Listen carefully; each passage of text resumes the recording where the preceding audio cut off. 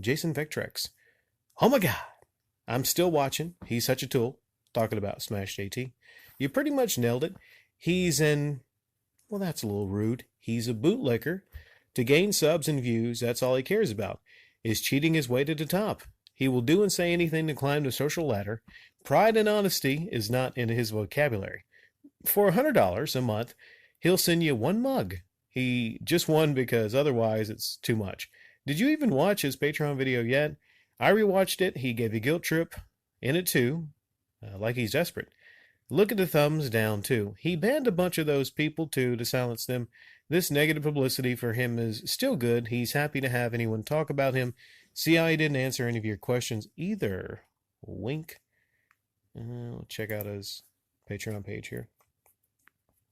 Oh yeah, I think I watched about maybe 2-3 minutes into this one. Proper e-begging, the Smash JT Patreon. That's kind of a cute title, I suppose.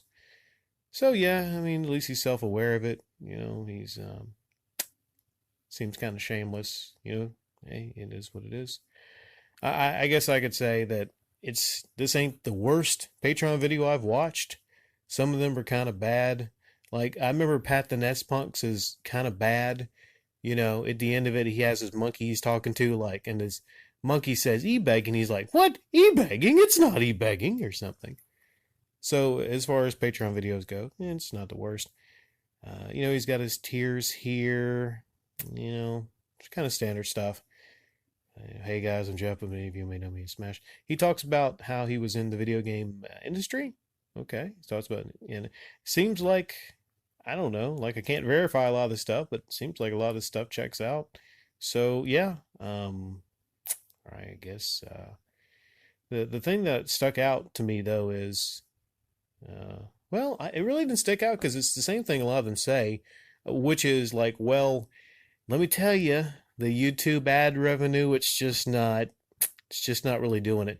He does say he has a dream of doing this full time. And I've heard that before. Well, the thing is, and stop me if you heard this before, just because you have a dream of doing YouTube full time doesn't mean you need to start something on like Patreon and get crowdfunded because you want a living. That shouldn't be how things work. I mean, shouldn't be how real life works. You know, where else other than something like YouTube do you actually, get to do this? It's like just open e-begging. It's like, I think people owe me because I talk about video games or I have knowledge about video games. I mean, I just don't understand it. I just don't get it. You know, I mean, so it's a dime a dozen, you know, his channel's a dime a dozen, right? So I just don't get it. I don't understand it. That's one reason I call these things out. I'm like, it's just so stupid. It's just so stupid. Would someone get on YouTube and say, you know what?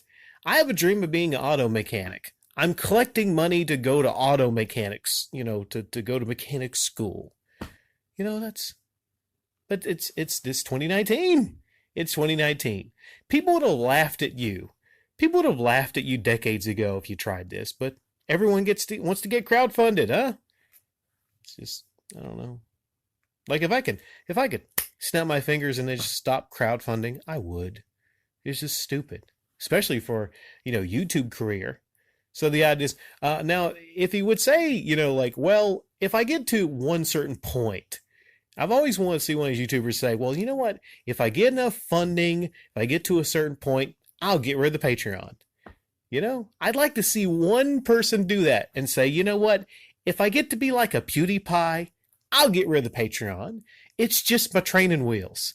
I'm just going to beg for a little while.